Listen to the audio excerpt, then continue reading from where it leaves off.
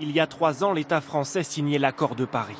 Il s'engageait à réduire ses émissions de gaz à effet de serre.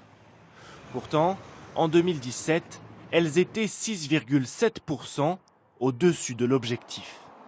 Pour les associations à l'origine du recours, l'État est coupable de renoncement, par exemple son recul sur la taxe carbone.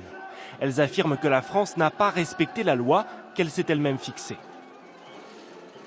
Dans la loi française, qui est censée permettre d'appliquer l'accord de Paris, il y a des trajectoires qui sont fixées que l'État ne respecte absolument pas. Dans les transports, par exemple, on a investi 280 milliards d'euros ces 15 dernières années dans la route, seulement 80 milliards dans le ferroviaire. Or, les transports, c'est l'un des endroits où nous sommes bien au-delà de la trajectoire fixée. Depuis 3 ans, ces recours contre les États se multiplient. Plus de 1000 selon un rapport. Le premier, aux États-Unis en 2015, une vingtaine d'enfants réclament au gouvernement de baisser les émissions de CO2 et la signe en justice.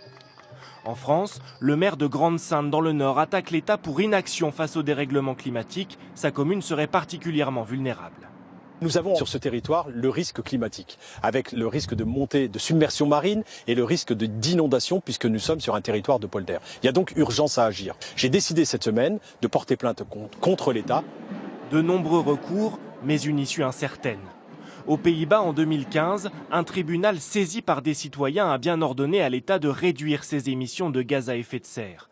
Mais dans chaque pays, le droit est différent. Pour cet avocat, le recours français a peu de chances d'aboutir. Le juge administratif, c'est pas un climatologue, c'est pas un scientifique, et c'est pas lui quelque part qui peut définir les mesures précises que l'État peut prendre pour lutter plus efficacement contre le changement climatique.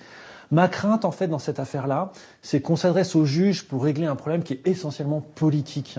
Selon les experts du GIEC, sans davantage d'efforts, les températures mondiales augmenteront de 3 degrés d'ici 2030. L'objectif était 1,5.